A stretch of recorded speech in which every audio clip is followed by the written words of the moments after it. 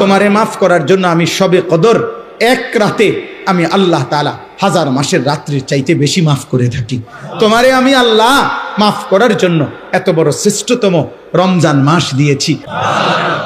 আমি আল্লাহ রহমত দিয়া সাজাইছি, মাগফিরাত দিয়া সাজাইছি, জাহান্নাম থেকে নাজাত দিয়া সাজাইছি। আমি আল্লাহ বৃহস্পতিবার দিবাগত রাতে গুনাহ মাফ করে থাকি। প্রত্যেক দিন তাহাজ্জুদ নামাজের ওয়াক্তে গভীর রাতে কোটি কোটি বান্দা আমি মাফ করি। তাহলে মাফ করার জন্য প্রতিদিন রাত্রে ঠিক করছি, বৃহস্পতিবার রাত্রে ঠিক করছি, শবে বরাত ঠিক করছি, শবে কদর ঠিক করছি, পুরাটা রমজান ঠিক করছি। এছাড়াও বান্দা 90 বছরের গুনাহ নিয়েও যদি আর পরিমাণ গুনাহ নিয়ে আসলে মাফ করে দেব।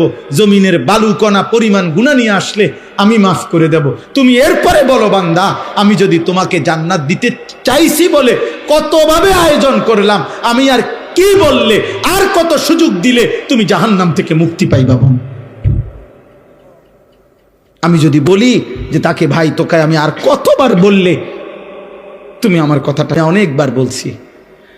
কোরআনুল কারীমের সূরা মুরসালাতের মধ্যে আল্লাহ তাআলা 10 বার, এক সূরার মধ্যে 10 বার আল্লাহ একটা কথা বলছে, ওয়াইলুন ইয়াউমাইযিল লিল মুকাদ্দিবিন।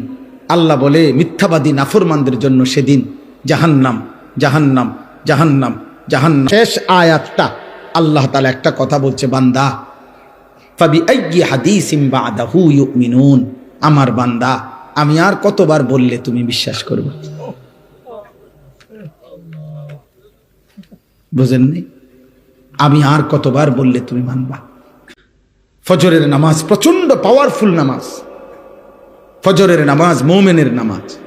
ফজরের নামাজে মুমিন আর মুনাফিক পার্থক্য হয়। আল্লাহ রাসূল সাল্লাল্লাহু আলাইহি ওয়াসাল্লাম, নবীজির সমস্ত সাহাবারা ওনারা বিশ্বাস করতেন ফজরের নামাজে যাদেরকে অনুপস্থিত দেখতেন ওনারা তাদের ঈমানের ব্যাপারে সন্দেহ করতেন। অতএব আজকে এই রাত গভীরে আমি আমার কথাটা বললাম। আমরা প্রত্যেকটা ব্যবসায়ী, আপনারা যারা ব্যবসায়ী, আপনাদের কাছে অনুরোধ, আল্লাহ নবী সাল্লাল্লাহু আলাইহি সাল্লাম ব্যবসার জন্য প্রচন্ড উৎসাহিত করেছেন। নবীজি বলছেন তিসআতু আশারির রিজক ফিত তিজারা। নবীজি বলছে ব্যবসার মধ্যে রিজিকের 10 ভাগের 9 ভাগ। হাদিসের রিজিকের 10 ভাগের 9 ভাগ কোথায়? ব্যবসায়। ব্যবসা নবীজি সাল্লাল্লাহু আলাইহি ওয়াসাল্লাম, আল্লাহ নবী বলছেন যে ব্যবসায়ীর 2টা গুণ থাকবে, এক আস-সাদুক, সর্বদা সত্য বলে, পরিচিত অপরিচিত, চেনা জানা অচেনা সবার কাছে সত্য বলে।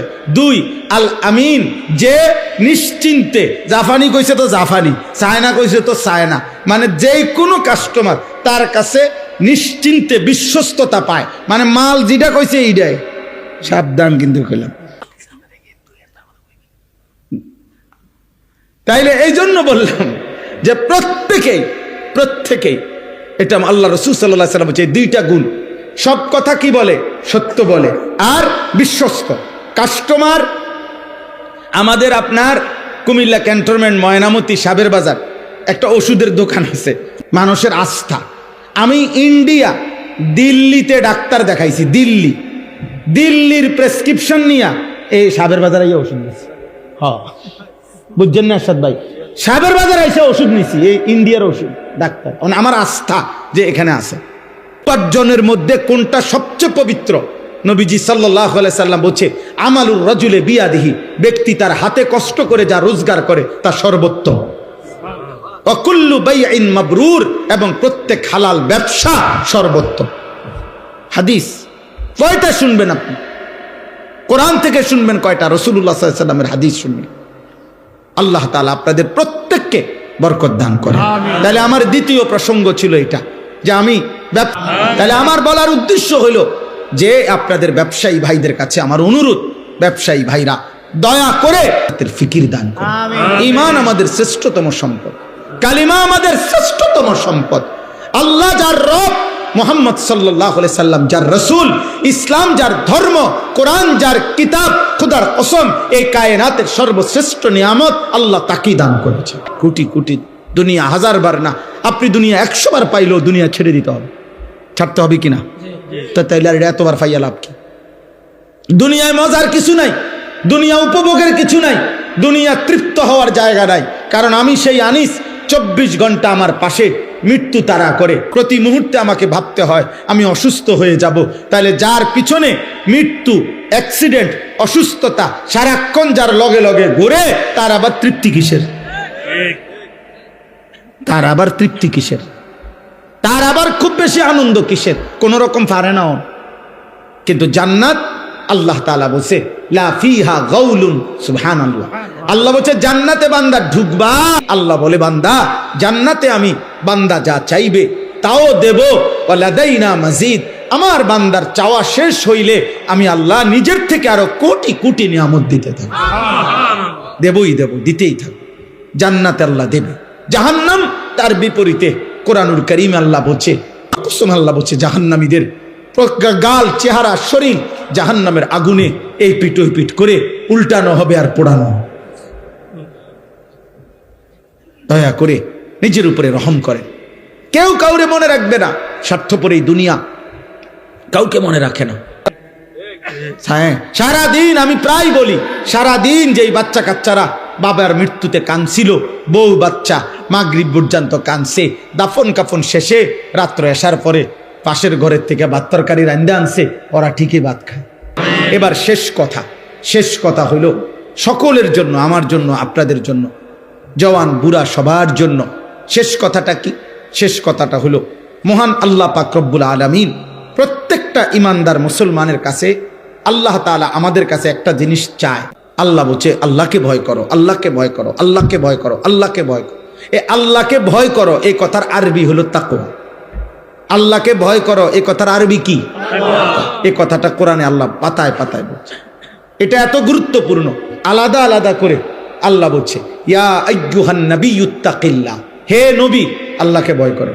এই নবীজিকে আলাদা বলছে ইয়া আইয়ুহাল্লাযীনা আমানুত্তাকুল্লাহ, হে গোটা পৃথিবীর মানব মণ্ডলী, তুমি যেই মতেরই হোক না কেন, যদি আমি আল্লাহর পরিচয় জানো যে আল্লাহ বলতে, সৃষ্টিকর্তা বলতে, ঈশ্বর বলতে একজন কিছু আছে, তো খোদার কসম সেই সৃষ্টিকর্তাকে, সেই আল্লাহকে ভয় করো, ভয় করো, ভয় করো।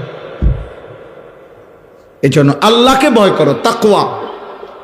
এই আদেশ নবীর প্রতি, এই আদেশ ইমানদারদের প্রতি, এই আদেশ সমস্ত বিশ্ব মানবতার প্রতি। কার পক্ষ থেকে? বলেন না, কার পক্ষ থেকে? এখন এই তাকওয়া মানে কি? সমস্ত আদেশ পালন করা, সব গুনাহ ছেড়ে দেওয়া, সব আদেশ পালন করা। মহান আল্লাহ পাক এই কথাটাই কোরআনে বলছেন, ইত্তাকুল্লাহ, ইত্তাকুল্লাহ, গুনাহ ছেড়ে দাও, আল্লাহকে ভয় করো, গুনাহ ছেড়ে দাও, আল্লাহকে ভয় করো, আদেশ পালন, আদেশ পালন। এখন আমি যে কথাটা বলতে চাই সেটা হলো হুকুম পালন করো, সেজদা দাও, নামাজ পড়ো, গোলামি করো, বন্দিগি করো, জিকির করো, তিলাওয়াত করো, তসবিহ পড়ো, হালাল খাও, হারাম ছাড়ো, চুরি ছাড়ো, জিনা ছাড়ো, মদ ছাড়ো, জুয়া ছাড়ো, হত্যা ছাড়ো, খুন ছাড়ো, সন্ত্রাস, কুফর, শিরিক, মূর্তি পূজা সব ছাড়ো। আল্লাহ বলছে বান্দা এবার ঠিক আছে, 11 মাস তুমি কোনো গুরুত্ব দিলা না, বেশি ভুল করে ফেলছো, অনিয়ম হইছে, আচ্ছা যাও বান্দা, আমি আল্লাহ, তুমি মুমিন, তোমারে বলছি সব বাদ দিলাম, 11 মাস সব বাদ, এবার শুধু নতুন করে আমি একটা মাস দিতে চাই, মাহে রমজান। এই একটি মাসে আইয়ামাম মাদুদাত, গুনা গুনা 30 দিন অথবা 29 দিন, 31 দিন হবে না বললাম, রমজানের একটা চাঁদ উঠাবো, তুমি এই 30টা দিন গুনাহ ছেড়ে দিবা, আমার হুকুম পালন করবা। আমি আল্লাহ 11 মাসে যেই নিয়ামত দিতাম 1 মাসেই সে তাকওয়া তোমারে দিয়ে দেব, 1 মাসেই জান্নাতি বানায় দেব। যাও বাবা, একটা কথা মনে রাখবেন, এই শেষ কথাটার ক্ষেত্রে এই কথাটা মনে রাখতে হবে। মহান আল্লাহ পাক মূলত বান্দার ব্যাপারে আল্লাহর ফয়সালাটা কি? আল্লাহর ফয়সালা, আমার একজন খুব ঘনিষ্ঠ লোক, পরিচিত, আরে অনেকবার আমার কাছে কিছুদিন আগে আর কি গেছে, একটা মাহফিলের লাগিয়া মনে 5-7 বার 10 বার গেছে। তা আমি এইটা কই ওইটা কই, এমনি হেমনি ঘুরে গেড়াই, আচ্ছা আইয়ে নারি যাইয়ে নারি, আচ্ছা জান না, এমনি এমনি। একদিন উনি খুব আবেগে মহব্বত করে আমার একটা কথা কইছে, হুজুর আপনি আমারে আগে কথাটা পরিষ্কার সাফ কথাটা বলেন, আসলে কথাটা কি? তা আমি এই কথাটা শুই না আমার আর দিলটা নরম হয়ে গেছে, খাইছে রে বেড়ায় তাক্কারে জাগা তার দিছে। আমি বলছি না না ভাই, আল্লাহ দোহাই দিমু, আপনার জান আজ গিয়ে দিব মাফ, এখন দিব, আমি তোমারে মাফ করতে চাই বান্দা। তুমি বান্দা, তুমি আমার আমার দিকে তুমি একটু দেখো বান্দা, যে আমি তোমারে মাফ করার জন্য কত আয়োজন করছি। তোমারে মাফ করার জন্য আমি শবে বরাত এক রাত সাজাইছি, এক রাতে কোটি কোটি মাফ করি। তোমারে মাফ করার জন্য আমি শবে কদর এক রাতে আমি আল্লাহ তাআলা হাজার মাসের রাত্রির চাইতে বেশি মাফ করে থাকি। তোমারে আমি আল্লাহ মাফ করার জন্য এত বড় শ্রেষ্ঠতম রমজান মাস দিয়েছি। আমি আল্লাহ রহমত দিয়া সাজাইছি, মাগফিরাত দিয়া সাজাইছি, জাহান্নাম থেকে নাজাত দিয়া সাজাইছি। আমি আল্লাহ বৃহস্পতিবার দিবাগত রাতে গুনাহ মাফ করে থাকি। প্রত্যেক দিন তাহাজ্জুদ নামাজের ওয়াক্তে গভীর রাতে কোটি কোটি বান্দা আমি মাফ করি। তাহলে মাফ করার জন্য প্রতিদিন রাত্রে ঠিক করছি, বৃহস্পতিবার রাত্রে ঠিক করছি, শবে বরাত ঠিক করছি, শবে কদর ঠিক করছি, পুরাটা রমজান ঠিক করছি। এছাড়াও বান্দা 90 বছরের গুনাহ নিয়েও যদি আর পরিমাণ গুনাহ নিয়ে আসলে মাফ করে দেব। জমিনের বালুকণা পরিমাণ গুনাহ নিয়ে আসলে আমি মাফ করে দেব। তুমি এরপরে বলো বান্দা, আমি যদি তোমাকে জান্নাত দিতে চাইছি বলে কতভাবে আয়োজন করলাম, আমি আর কি বললে, আর কত সুযোগ দিলে তুমি জাহান্নাম থেকে মুক্তি পাইবা? বোন,